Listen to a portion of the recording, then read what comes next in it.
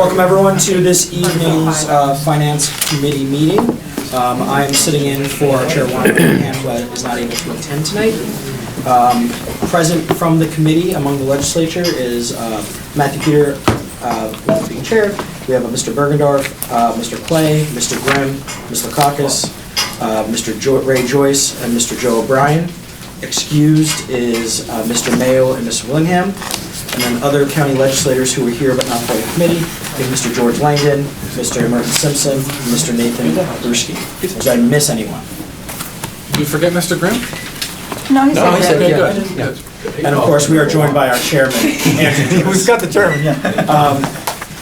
With that, do I have a motion to approve the minutes from our previous meeting? Motion from Mr. O'Brien, seconded by Mr. Bergendorf. All in favor, please say aye. Aye. Any opposed? Passes unanimously. Okay, with that, we will start with the chairman of the legislature, Mr. Joyce, to talk about the public hearing on proposed local law number A for 2020. Good evening. Thank you everyone for having me.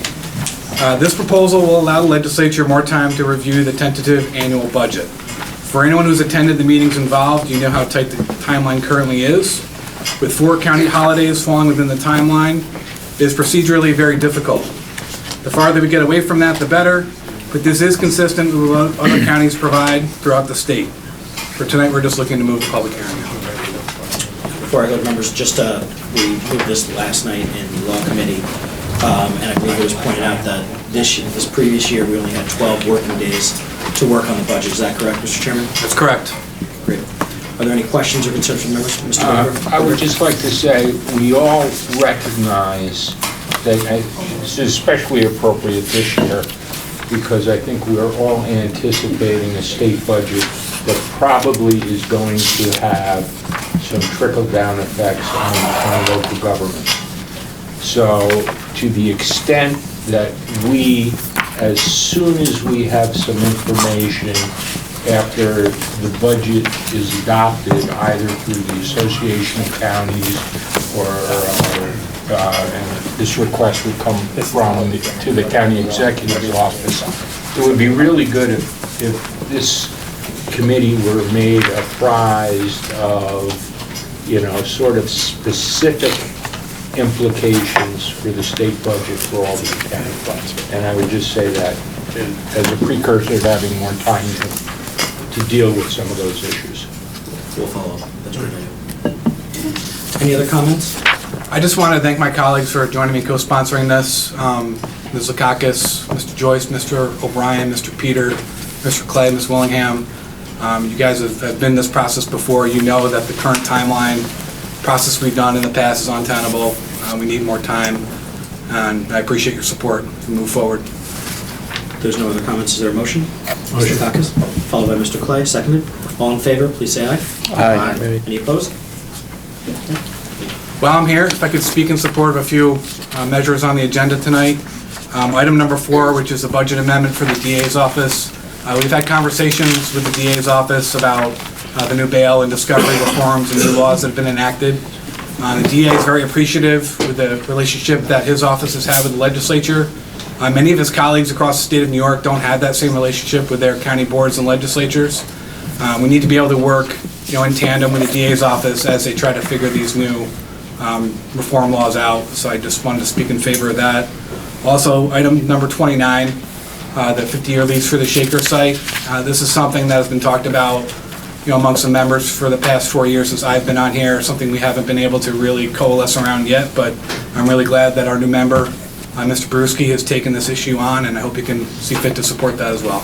Thank you. Okay. Thank you, Mr. Chairman. Item number 2 is tabled following the public hearing.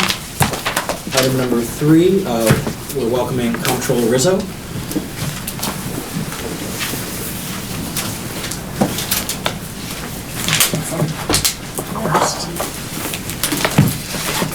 Welcome, Madam Comptroller, and thank you for joining us.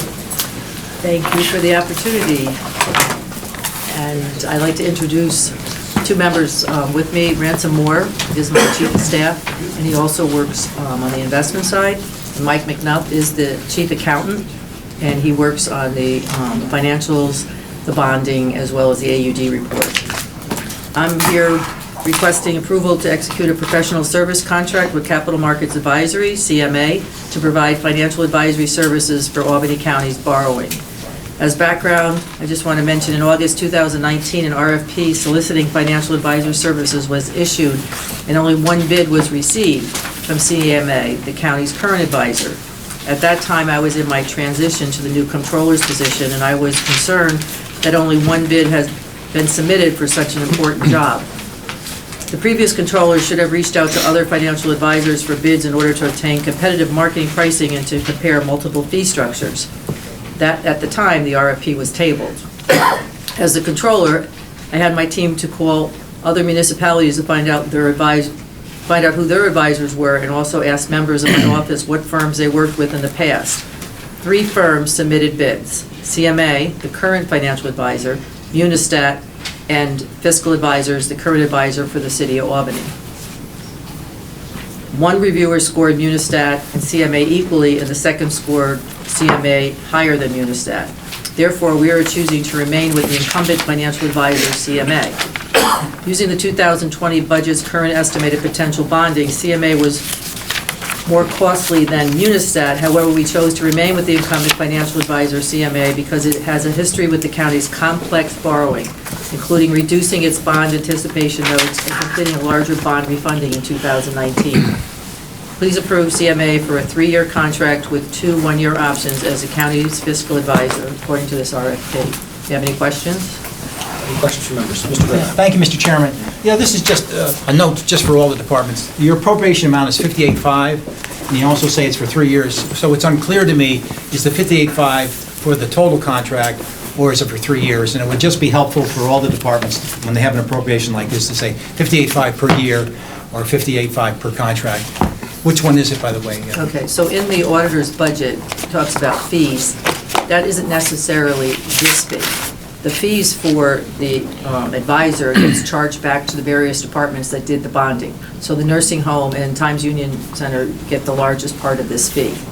But if we need to ask for a dollar amount not to exceed, I calculated currently our bond, or our capital amount is 77 million. It hasn't been scrubbed. We don't know how much we're borrowing yet, but that would equate to 65,500.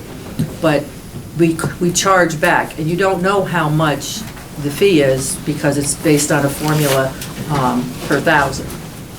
So you're not sure how much money you're asking for us, or? No. I made a broader point about putting it in, but I think we've... As far as if I was asking for a dollar amount, since the capital budget is 77 million this year, it would be 65,500. So I'm unclear, why is it 58.5 then in the appropriation line? The appropriation is 58.5. We could ask for 58.5 because that's our appropriation, but it gets charged back to the various departments. Sean, you want to say something? Yes, so we had a little bit of talk on this. I think there's a little confusion on what the form says there. Okay. On that, it's the form of the appropriation line within the comptroller's department. Okay. The true cost, which the comptroller said in her estimated, would be 65.5, and it should not be 58. Okay. So there is that was the confusion. That 65.5 is dispersed amongst departments like the nursing home in the majority. And that would that be for each year or for the 3 years? That's each year. For each year. Each year, just to make that broader point, that Yes. to we'll make list sure per that year we per include that contract. in the future. Okay, thanks very much. Thank you, Mr. Chairman. Mr. Bigger?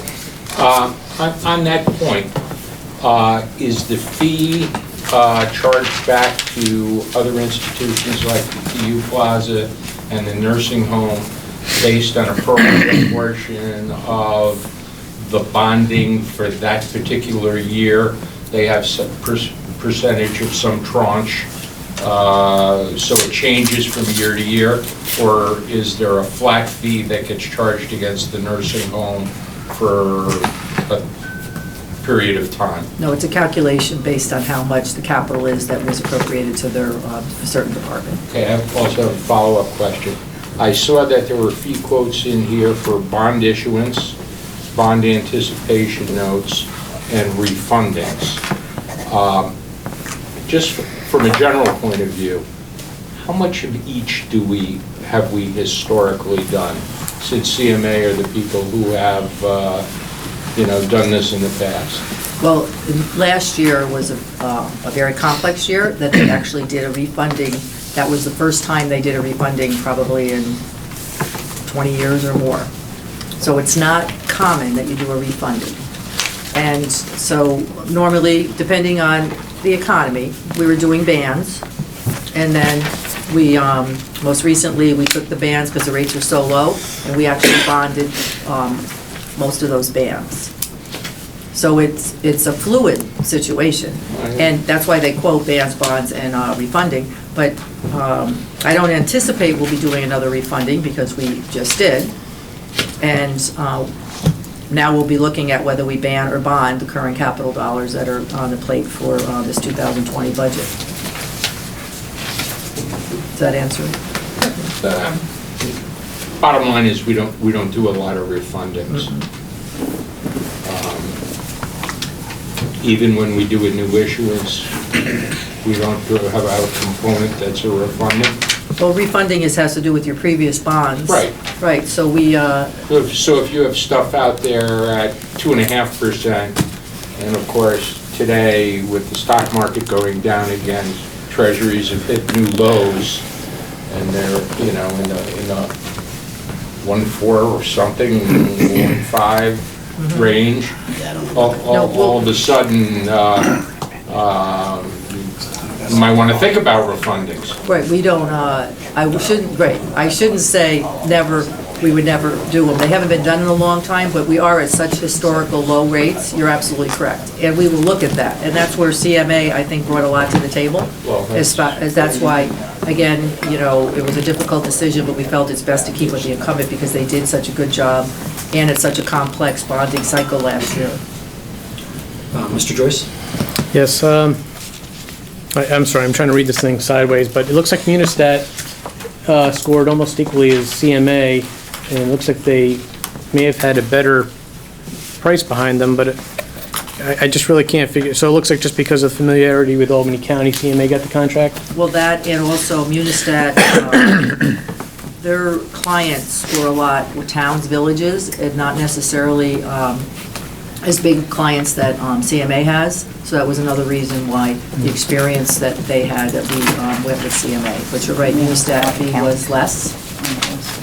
What was the price difference between the two? Do you know off the top of your head? Yes, I do. Okay, just curious. It's about $15,000 if it was a bond, if it was using the dollar amount for this year's budget, $11,000 for the bands, and only $4,000 for the refunding. But because of the complexity with Albany County, we didn't feel that that dollar amount was detrimental for why we would make a change to switch out our advisors. Thank you. Mr. Berger? Is it your intention to continue to do bond issues competitive rather than negotiated? Yes, Good. yes. Like to hear that. Thank you. Any other questions from members or any other legislators that are here? Motion to move it. Motion by Mr. O'Brien, seconded by Mr. Berger. Any other, all in favor, please say aye. Aye. Any opposed? Thank you. Thank you, Thank you for your time. At this point, I would like to entertain a motion to move number 26 out of order. Yes, To please. bring the sheriff up. Okay, I have a motion from Ms. Lakakis and a second from Mr. Clay. All in favor, please say aye. Aye. All opposed? Can we move Shaker Village up too next? Can we move Shaker Village up next, Shaker Heritage? The sheriff should go first. Well, after Yep. Sheriff. We already voted for him. Yeah, Sheriff Apple, please join us. I'm quick.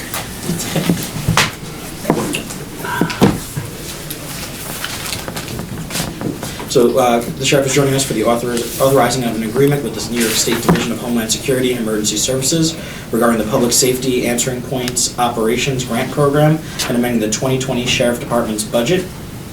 Take it away, Sheriff. Good evening, Mr. Chairman. This is to receive $265,378 grant from Dishes. Goes towards our annual maintenance and licensing of our CAD systems at our public safety answering points. No matching funds. The end. Yeah. Might be his Any fastest extremely ever. difficult questions for the sheriff? Motion to move it. By Mr. O'Brien, second by Mr. Bergdorf. Anything else? Any other motions? Seeing none, all in favor, please say aye. Aye. Any opposed? Thanks, Sheriff. Have a great Have a night. lovely night. There's a request from Me. Ms. Lakakis to move, sorry, where am I at this? Take 29 out of order. 29 out of order. Is there a second on that motion? By Mr. O'Brien. All in favor? Aye. Opposed? Okay, number 29 is up.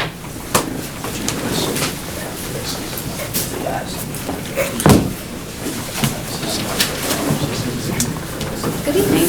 Good evening. Please Mr. introduce Chairman, yourself. I've taken a seat to the side. There was a request to have the Executive Director of the Shaker Society come and speak.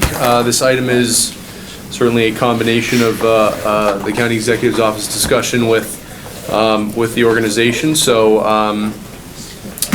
let Johanna introduce herself. Thank you. My name is Johanna Batman. I'm the Executive Director of Shaker Heritage Society, and tonight we're here to bring forward a discussion of a 50-year lease term for the site. Currently, we operate on a 15, and we're looking to expand our capacity to apply for grants and fundraise and support restoration of the site. What questions can I answer? Mr. Grove? Okay, thank you, Mr. Chairman. Yeah, first of all, do we know what the value of this, is it, we talked a little bit earlier about the 770 acres the county owns. Is that the footprint for Shaker Heritage, or are they a smaller footprint, and what is that footprint if that's the case? So the whole site is kind of classified as historical and contributing. The portion that is contemplated in the lease that we propose is generally the historical proportion that's been leased to them with some slight minor subtractions or adjustments, I guess you could really call them.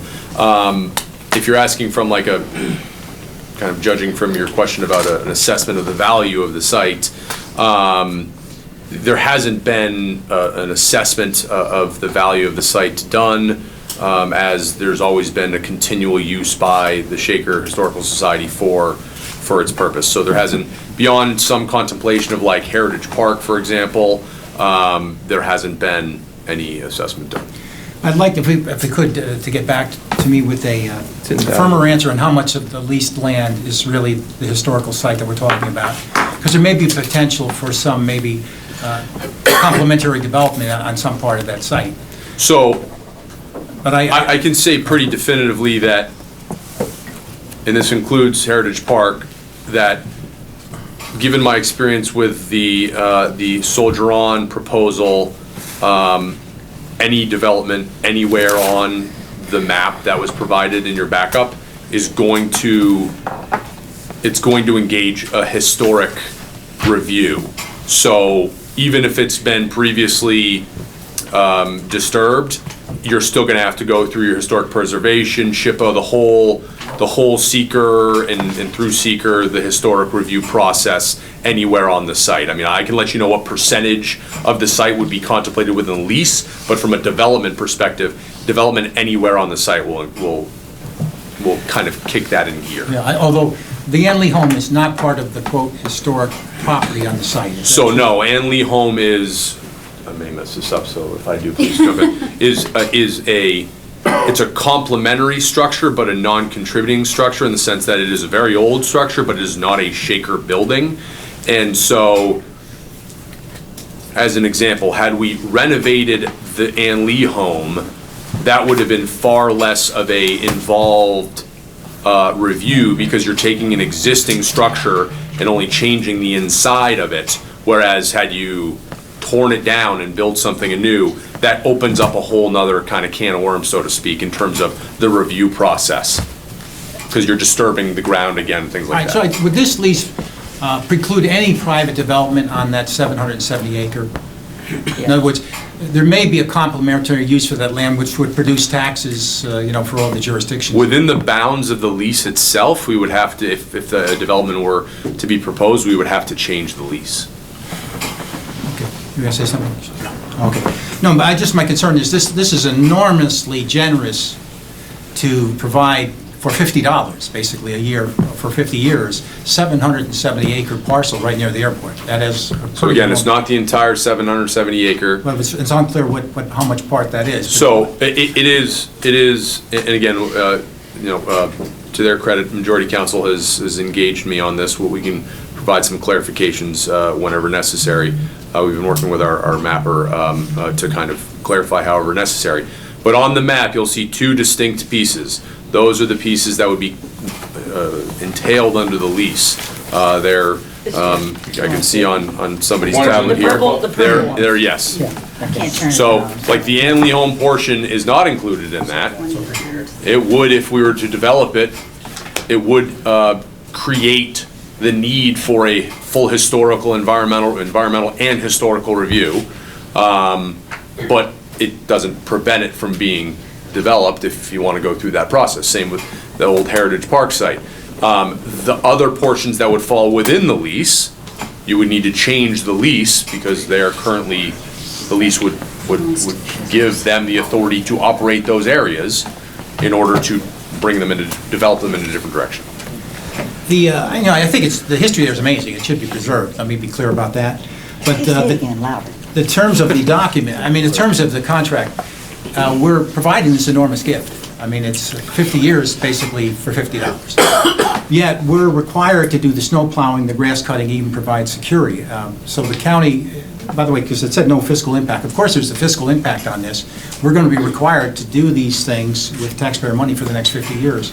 Well, to a certain degree, I think that's the exact reasoning for this length of a lease. It's our position that the Shakers haven't had the opportunity to leverage their historic classification to the financial degree that they had hoped, and has in turn caused a certain level of dependency on county service. The county has pretty consistently provided, whether it be, there's been some water main breaks over there, issues with infrastructure in some of the buildings that we've assisted with. We've assisted with applying for grants through the Regional Economic Development Commission that the society can use for their buildings. It's our concept that by entering into a commitment of this kind, they would be able to access more funds and then reduce that commitment from the county. I think the language should say that in the document. That would be helpful. I think it might be appropriate to have discounts for county residents on admission, on the rentals. I think you rent weddings also in the rooms, because that is, after all, county property. I'm not sure you can do that. That might be considered a gift, but I'm certainly willing to run it through a lot of departments. I just think there's a little, as much as we want to protect the Shaker Heritage Society there and the enormous history there, the document looks a little one-sided to me in terms of the contract negotiation. I would also venture to say I'm not sure the Shakers want to be in the business of verifying somebody's residency, but perhaps they are. I don't know. We can go down that road. I don't think that's a problem. Okay, thank you, Mr. Chairman. Mr. Burdorf, then I wonder if you can, I know you've been unsuccessful with 15-year lease in terms of applying for grants. What is the grant world that's out there that if you had a 50-year lease, you could potentially make a more advantageous argument for? Thank you. I know that's been a question that I've received many times. If we're looking for a line that says you must have a 50-year lease to apply for this grant, you're not going to find that. But the reality is, like right now, for example, with the 15-year lease term, one of the grant opportunities that I would like to apply for is the New York State Council on the Arts Facilities grants, which we are eligible for currently because we've received general operating support from them for at least 3 years. But you have to have at least 6 years left on your lease at the time of application. So functionally, 1/3 of our current lease right now is not useful because of those kinds of restrictions. So to an extent, it's adding agency and increasing the length of time that we have to make a long-term plan, because we're talking about at least $8 million really of capital improvements that need to be undertaken at this point, and potentially more with deterioration of the buildings in the last 30 years. And that really requires a long-term strategic plan, and so having that grant, that flexibility for grant will really help us build that project. And also, if I could, to the question of sort of the tax base and the desire to develop, I would argue that we are partners, and the purpose of the Shaker Heritage Society is to preserve this important historic site for and with the county and the people who live here. And we have been operating on that site now for 43 years. So in some respects, this is affirming the relationship that we already have. I heard Mike say something. Is there language in the contract that limits this to Shaker Heritage activities, that they could not sublet to a Hilton hotel or some sort of for-profit venture? Sublet to a Hilton hotel, like as they allow Hilton to build on their property? Yeah. Yeah, no, that would be precluded, but they would still. So there is a. It allows them to do other activities. For example, that people can use the barn for weddings. Yeah, yeah, Right. okay. So I mean, it's a degree. Right?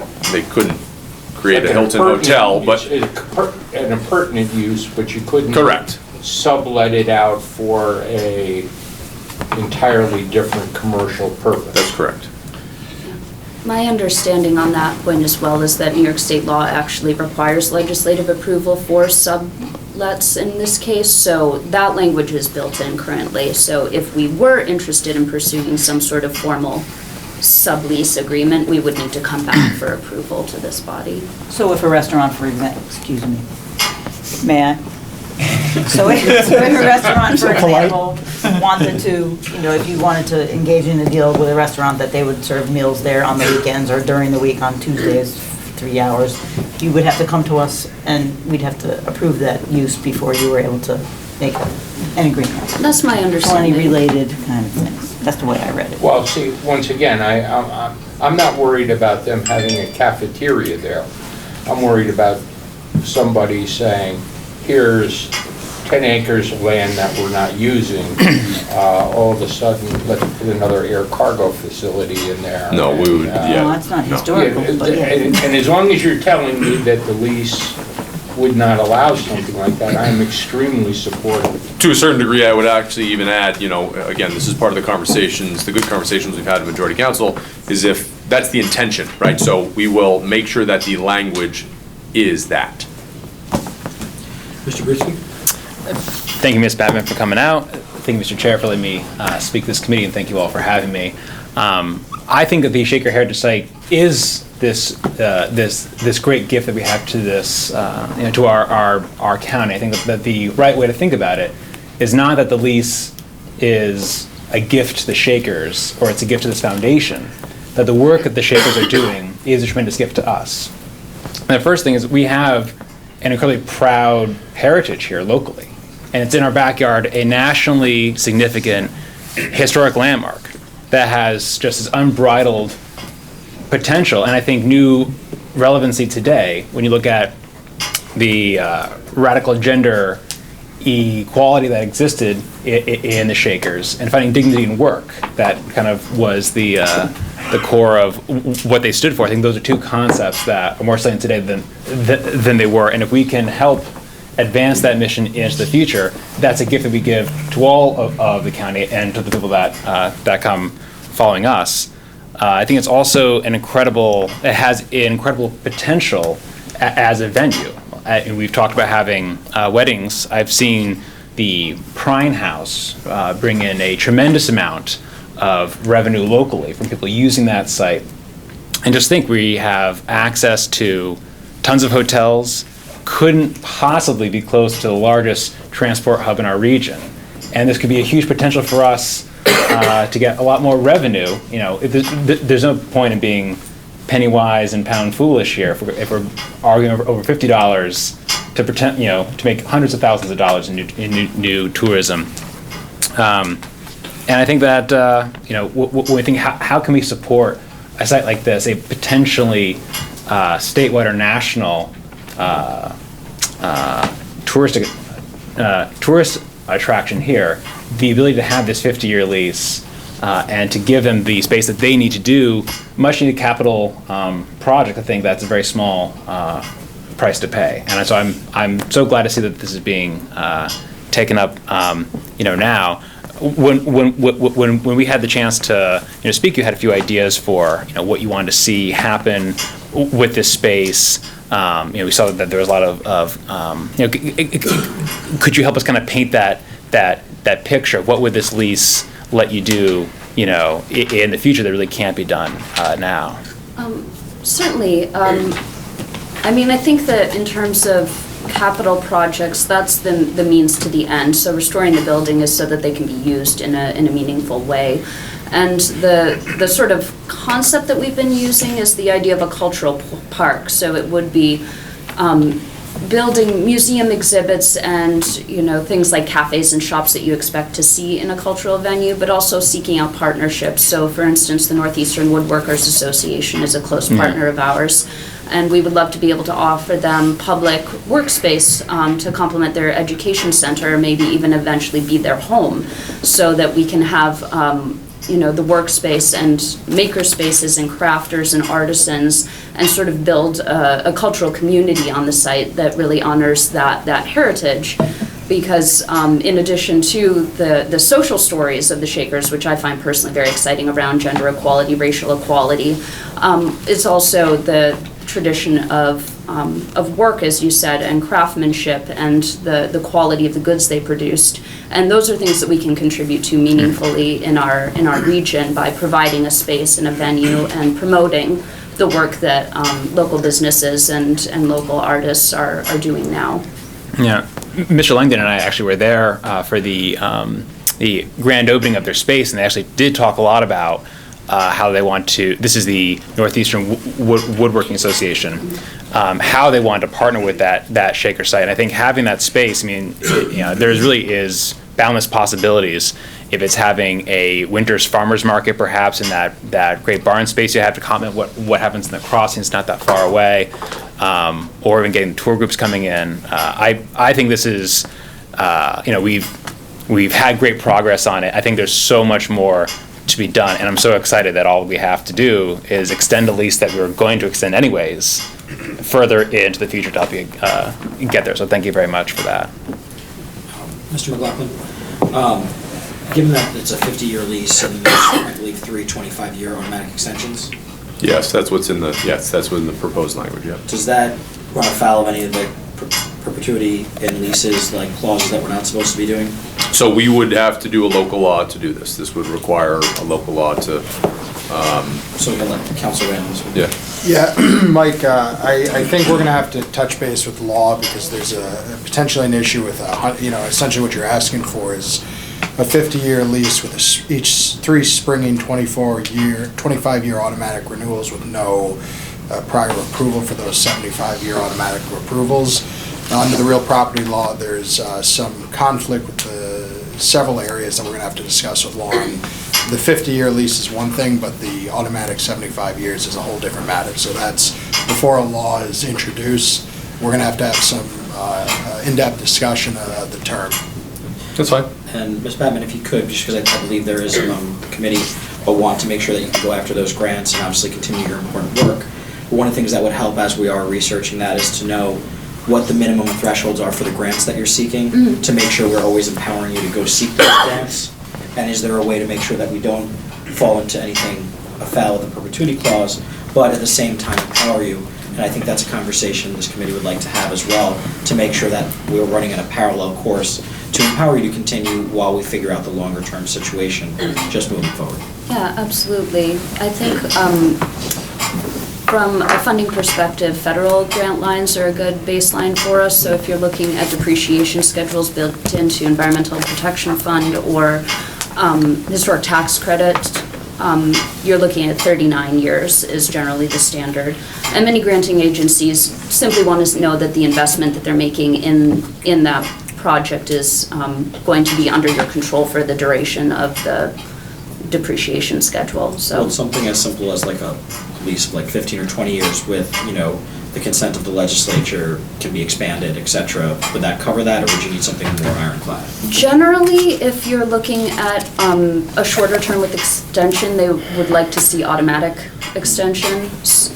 But from my research, it does seem that a long lease term or a shorter one with an automatic renewal built in, either often will qualify you.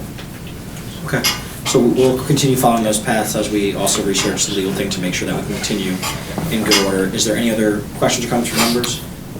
Is there a time, we've been talking about this for a long time, and the former executive director has come before us in the last session, the last group of us, whatever we call our first 4 years here. And I just wondered what the time, when we say we're going to look at something, what is it that you're saying exactly? So I suppose when's the information, we obviously have to have our councils talk, both with the county attorney and with our council, just to make sure that the lease is done. And then at the same time, we'd like some more information on the grants to see how we can frame it. So I have no reason that we can't, if we can get that information, we can then share it with the members and then make a plan from there. I don't want to confirm anything without, it being said. Sorry, Mr.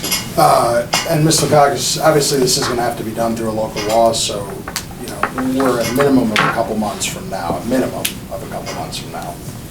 So am I hearing if we just did the 50-year lease without the automatic, it would not require a local law? That's only one, so Okay. the reason you need the local law is, yes, the scope of the term of the lease.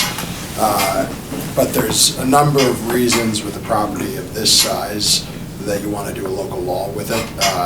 We can talk about, I don't want to spend 20 minutes telling you why that is, but Sure. yes, I'm happy to discuss that with you in depth.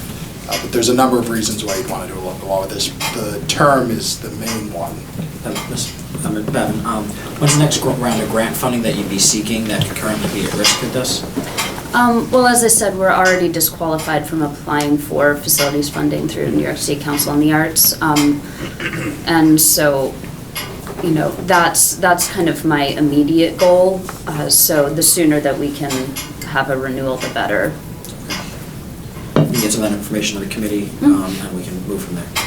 Are there any other comments, questions, thoughts? Yes. Yeah, Mr. Chairman, just to be clear, I want to be able to support this.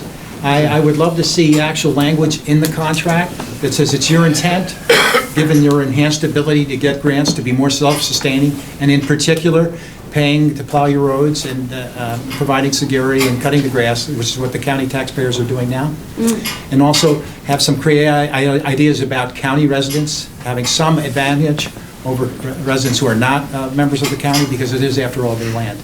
So I would find that very helpful if you are so inclined. Thank you. Thank you very much. Thank you. I appreciate your time. It's not a discussion. Oh, I'm sorry. Okay, if I ask questions? Yeah, sure. Just curious, there was a statement that you needed a 6th year, and you don't have 6 years left on the current lease. Is there something that can be done in the interim, Right. To maybe tack 5 years on to what you have now? Right. To make sure that you can continue with that process? A 50-year lease can always be renegotiated, and adapted in lieu of. Right. And which would give us the ability to accomplish that in much less than a couple of months. And that's right, and that's, I think, where we were going with the, what do you need to be able to move forward while Right. we're doing this on the parallel course? So if you can get us to that, we can try to move as quickly as legally possible to at least get you going, and then while we're having the larger discussion. Do we have a timetable? You said a few months. What's that mean? Is it 2 months, or does it mean? Well, it means, if I don't know who's going to be, we need a sponsor for the local law. I think Mr. Brewski is doing that. The earliest he can introduce the law is the next, inside the normal channels of our legislative procedure would be the next individual exchange, which isn't until March 26th. He'd introduce a local law in a public hearing. Those would both go to the April 13th legislative meeting and referred to, well, again, I'm talking the normal course. There's a lot of variables that can change this pattern, but normally it would go to committees in April. The public hearing would be in May. the law would be passed in June. If everything went smoothly with no hiccups in that normal path, there are several variations in our procedure that could speed that up.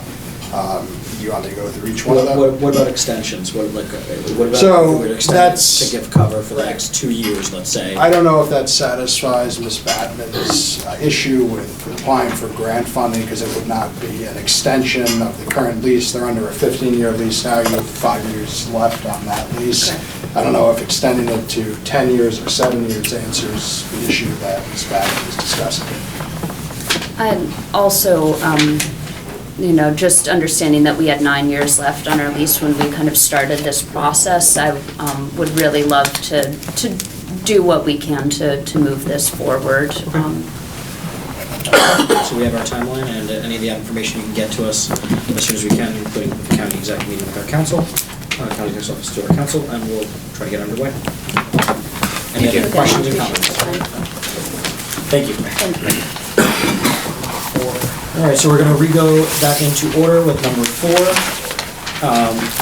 Chief of Staff Orth, I believe, from the DA's office. It's amending the 2020 District Attorney's Office Budget Administrative Adjustment. Welcome, Ms. Orth.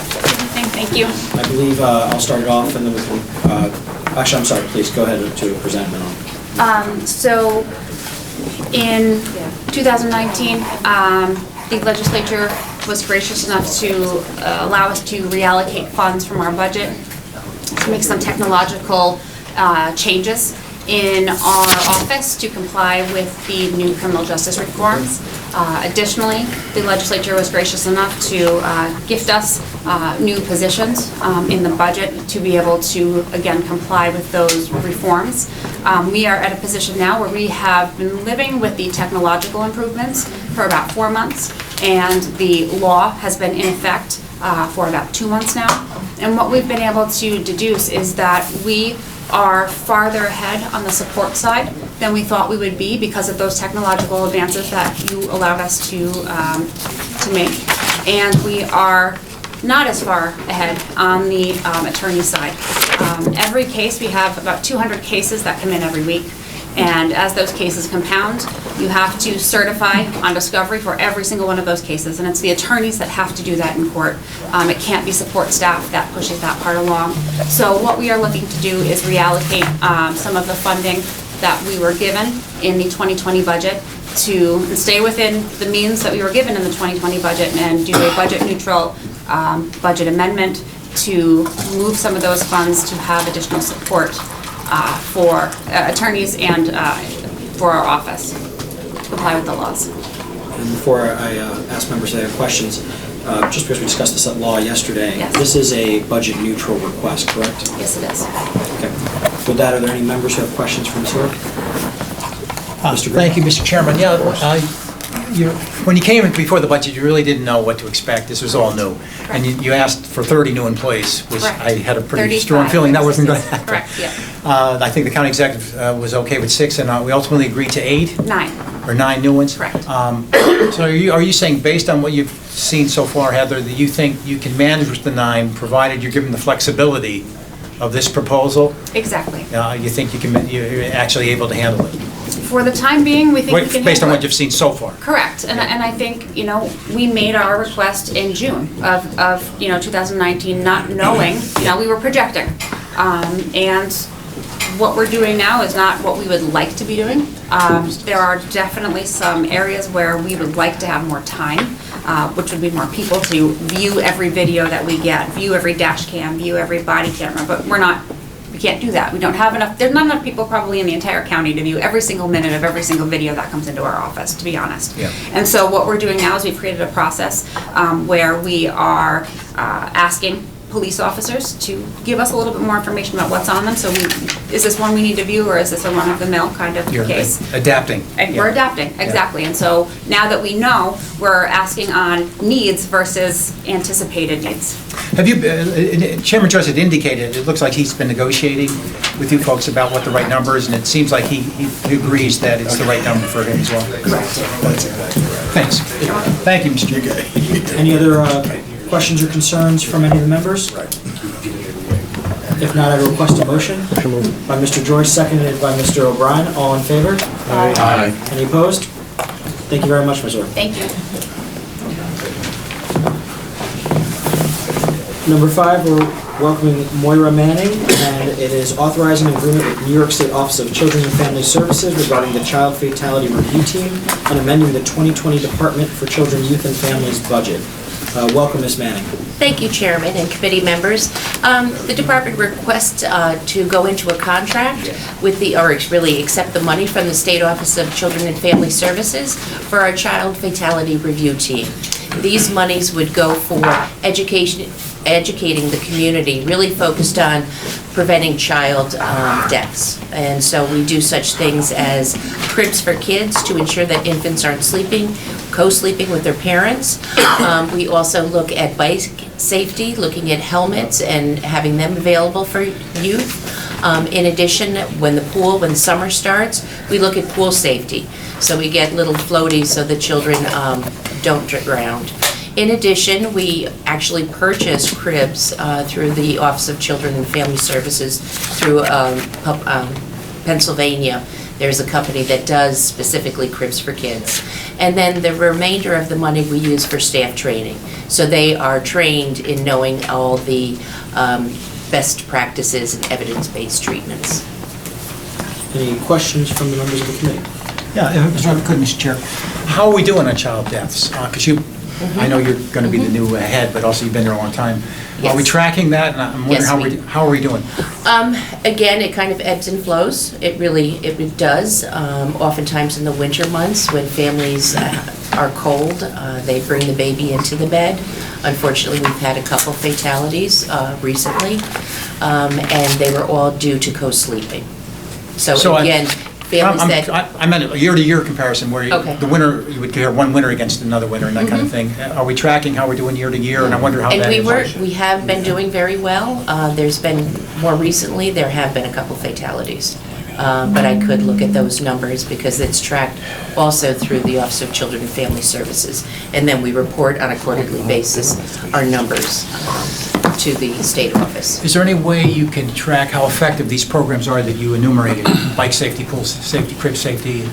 Is there any way that you can track how effective they are? It's really large advertisement. That's where we really can get out and, billboards, reading materials. There's actually little swimmies we're going to be getting this year so the children remain safe. But it's really doing outreach, community engagement, going to events and providing that information to the community. Okay, thank you. Thank you, Mr. Chairman. Any other questions or comments from the committee? Is there a motion to move this? Motion. Mr. Bergdorf, followed by Mr. Clay. And all in favor, please say aye. Aye. Any opposed? Thank you very much. Thank you.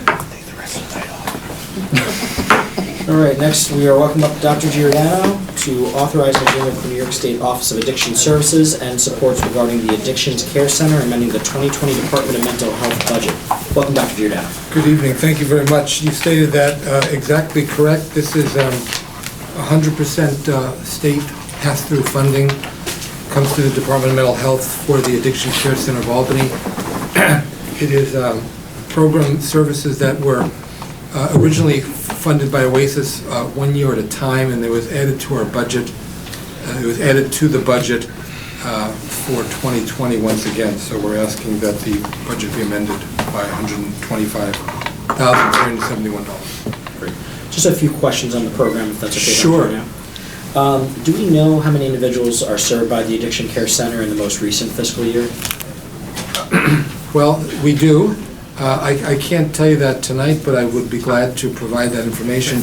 This is one of our largest pass-through contracts. The Addiction Care Center has multiple programs across the spectrum, from outpatient treatment to residential care, and they also do the Medicaid assisted treatment program in our county jail. So the combination of all of those, I could collect that information, but they are one of our larger providers. If we could also get the geographic breakdown, where we're treating people from where, to make sure if there's improvements. I know the governor recently put out things about making sure that we're going out to underserved areas to make sure the treatment can happen. So if we could get a geographic breakdown to the best of your ability of who we're treating, that would be helpful. And if possible, when you're doing that, do we treat non-county residents at the Addictions Care Center? County of residence is not a prerequisite for any of our not-for-profits to serve folks. In our county services that we directly provide, we always look at that as a criteria for admission, because other counties have similar services, and we would ask people to get services from the county that their primary residence is from. But our not-for-profits don't have that as an exclusion criteria. So I would imagine that ACCA has non-Albany County residents. Is there any ability to get an estimation on that without, Yeah. not an exclusionary rate, but just an Well, I understanding? can tell you that historically, 80% of the services provided across our addiction system in Albany, 80% of those folks were Albany County residents. 20% of the folks in Albany County were from outside the county.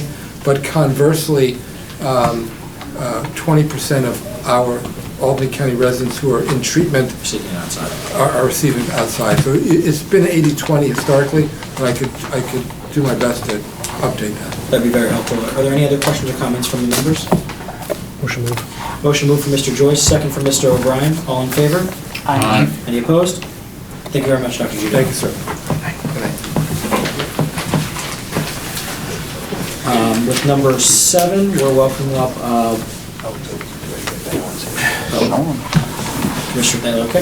Thank you, Mr. Chairman. Sorry about that. Mr. Slacky was sick tonight, but I am familiar with this contract. It is a revenue generating contract at the nursing home for cell towers.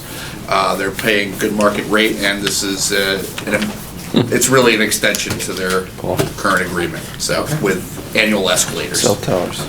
Any questions on this? Number 7. Motion.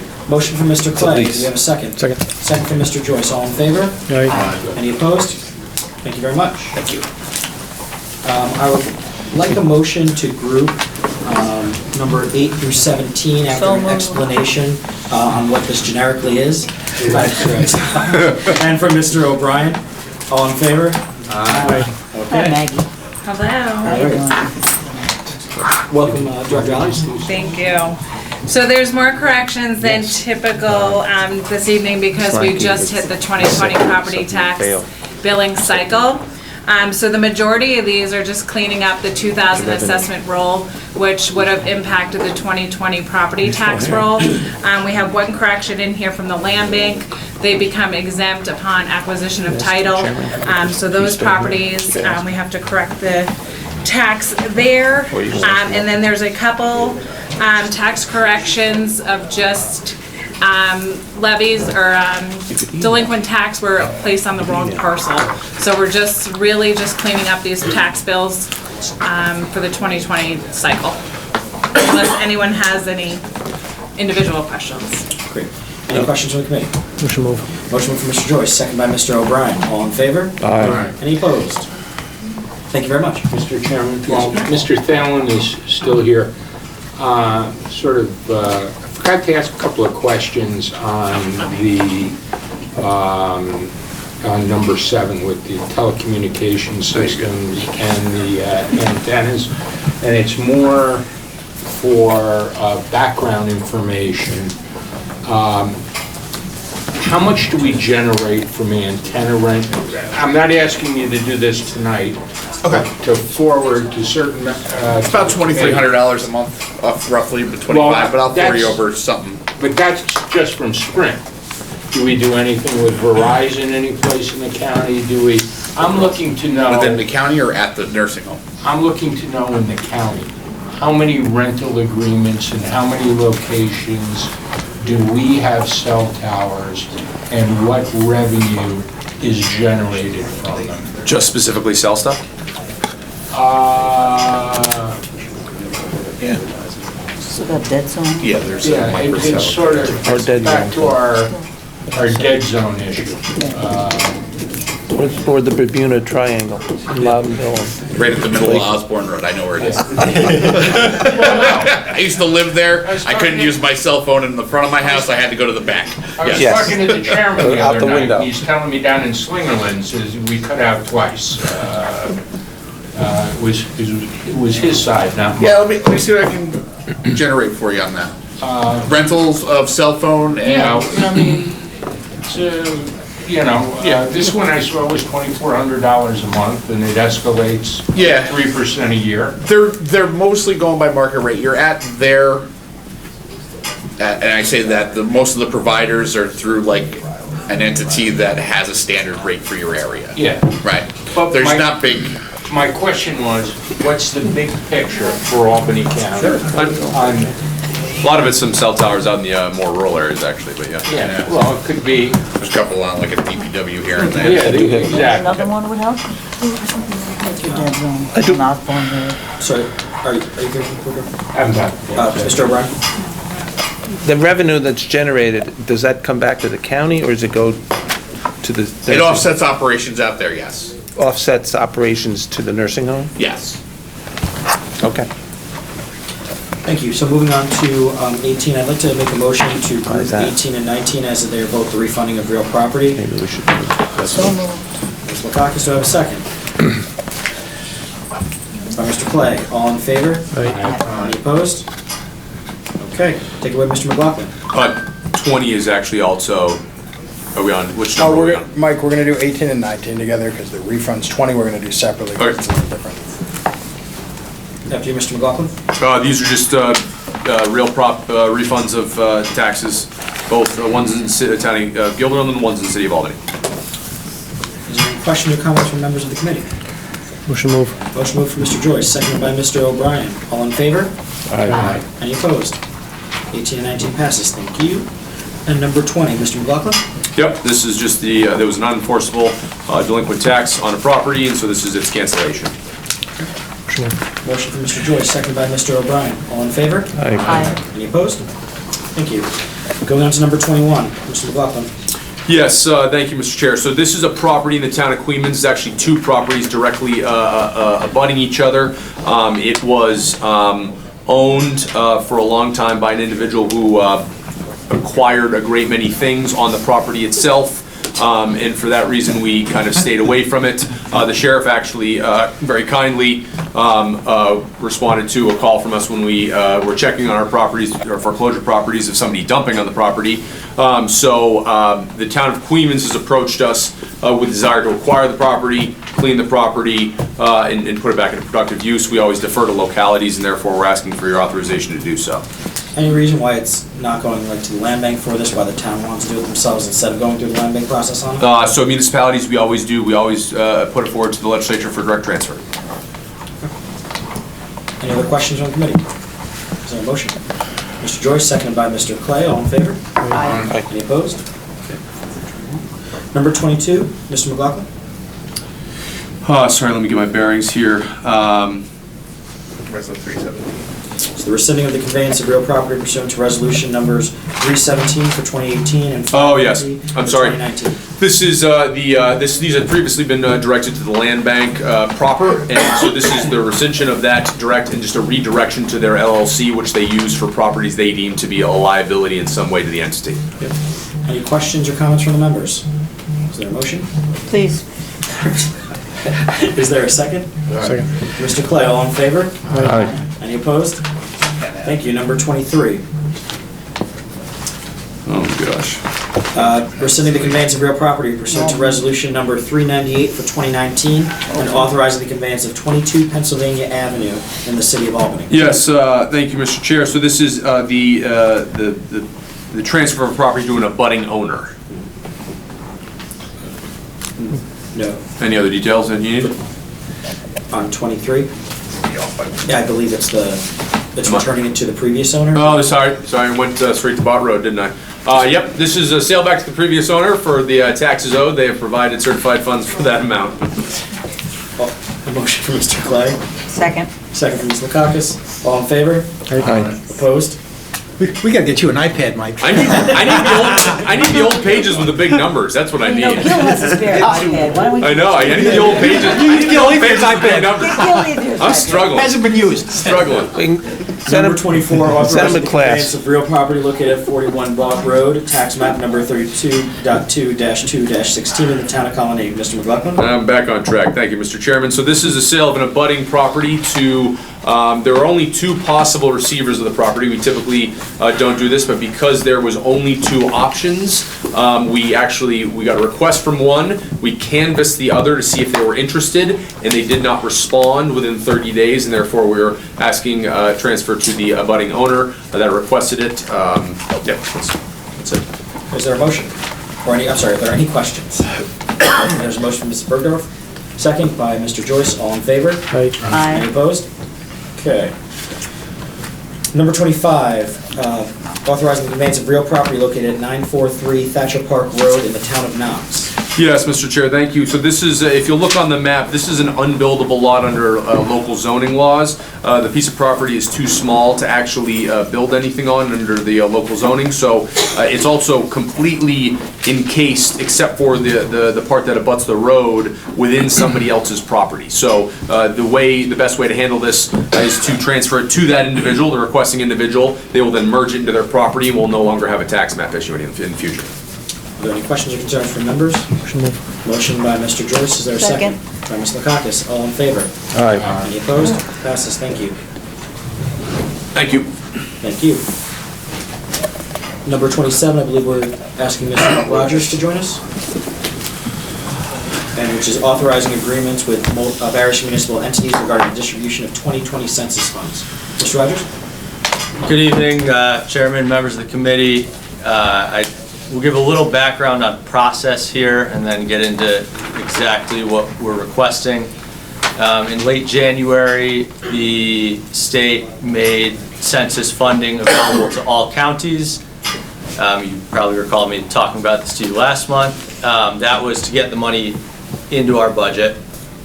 The next step was to, I'll back up. They required at least 75% of that funding must go to nonprofit groups.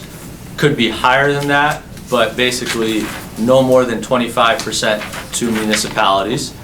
We developed two RFPs that we promoted and circulated, one for nonprofits, one for municipalities and other municipal entities, and have just recently gotten those responses. But because of the important nature of getting this funding out and approved as quickly as possible, and the need to, for the municipal ones, have intermunicipal agreements ready to go as soon as possible, we worked with majority staff to put this RLA in with the understanding that in the next few days, we will be able to give very much more specific numbers on who is receiving the funding, and that you'll know that before you vote for it on the full legislature. But we couldn't wait another month for intermunicipal agreements and be getting this money out in April, May. It just, the time was passed. So Gotcha. I appreciate you kind of working with us a little bit. Happy to answer any questions. Well, that was really sort of my question, is who are the interested partners? Obviously, I don't see a breakdown of where the money's going. Sure, and partly... And is the money going to be spread representatively across urban, suburban, and rural communities? I want to give the best answer I can with the understanding that we're talking about an open RFP where award letters have not been issued, but I can tell you that we have received great interest from nonprofits representing specific municipalities like the city of Albany, like the town of Colony, and we also have received applications from larger nonprofits that cover the entirety of the county, and some that want to focus specifically on the hill towns. That's primarily on the nonprofit side of things. And the other thing I'll say is, because the pot of money for nonprofits is much larger, a lot of municipalities have kind of worked with nonprofits that serve their constituents to as part of the, the complete count committees that they have in their municipality, to say, what do we need, how can we get it through, whether it's through a nonprofit or through a municipality. So I realize, I'm not giving you specific nonprofit names. We'll get that to you as soon as we have approval from the state, which is hopefully very soon. We are on their timetable. And the intent is to obviously have that before you are voting in front of the full legislature. But the only thing I'll add, it is the requirement attached to this funding is that it go towards outreach that will engage historically undercounted populations. So I would not, the one thing I want to be clear about is you will see more funding going to organizations that serve the municipalities in the areas that have been historically undercounted. That being said, we have great responses from groups that cover the broad geographic range of the county, as well as the different groups that we view as very important to reach, whether it's seniors, whether it's children under 5, whether it's immigrant communities, minority communities. So I'm hopefully that sort of answers your question. Ms. Lukakis? You said that 75% was supposed to go out and you could keep as much as 25%. Do you anticipate that we're going to be keeping a percentage? And if so, what is the percentage? And then if so, what are we going to do with our percentage? For the county specifically, of the 25% that is eligible for municipal, we may keep approximately a third of it in that range, and it will be primarily media and outreach and getting the word out via different, whether it's targeted ads, social media, bus, that'll be part of it. We're working on developing kiosks where people, when they are visiting county facilities that have a lot of clients, are able to take the census on the spot. So there's a little bit of funding associated with that. The general, again, we're taking a very small percentage and using our existing relationship and experience getting the word out, which we do for all sorts of programs, and the rest is going out to groups that are really integrated in the community. Mr. Brown? Thank you, Chairman. The Center of Disabilities, have you reached out to them? Sorry? The Center of Disabilities? They have a number of group homes in my district, I think in Paul's as well, that they service in all throughout the county. So I would encourage you to reach out to them to help. Yeah, and the funding is obviously a piece, but we are reaching out to many more groups beyond just the funding piece. Individual municipalities also have complete count groups, but that's a great, we can't control who responds to an RFP, but we can engage with them and as these efforts get underway. And I think there are organizations that will be serving that population if it is not specifically them. Okay. Any other questions from members? Yeah, thank you, Mr. Chairman. The money, 75% of the money has to go to nonprofits to do the counting? No, so that's a very good question. Because I'm wondering what skill do they have in counting people? They're doing other things. It's a good question. So Federal Census Bureau staff are responsible for enumeration. In about 2 weeks, you'll get a letter in the mail that will ask you to respond to the census, most likely online. Some areas will get hard copies, but it's primarily online. You'll get, if you don't do it, you'll get another letter. If you don't do it, you'll get another letter. And then in about May, the enumerators that the Federal Census Bureau has hired will, based on the data they have, which is real time, start going door to door to the houses that haven't responded. That being said, particularly in communities that might not be aware of the census or might be skeptical of the census or might be skeptical of government in general.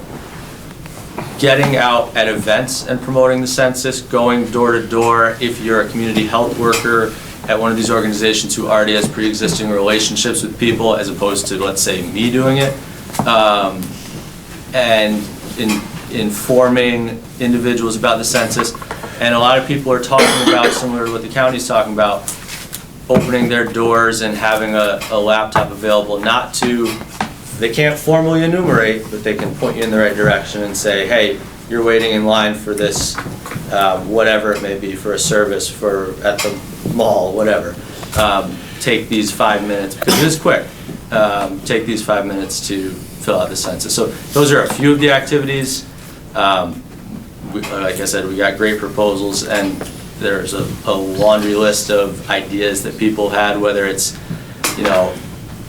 going to the library opening an hour early to accommodate parents who are dropping off their children at a program and having staff there to help them engage on the census, whether it's things like school programs where you're doing a census drawing with kids and they're taking it home to their parents, so that they're as many hits as you can get to get people thinking about it. Happens every 10 years. It's not front of mind for a lot of people. So it's aware, because you're saying you're giving them money to create awareness, but if they create awareness, they can't count them themselves? A federal enumerator has to do it?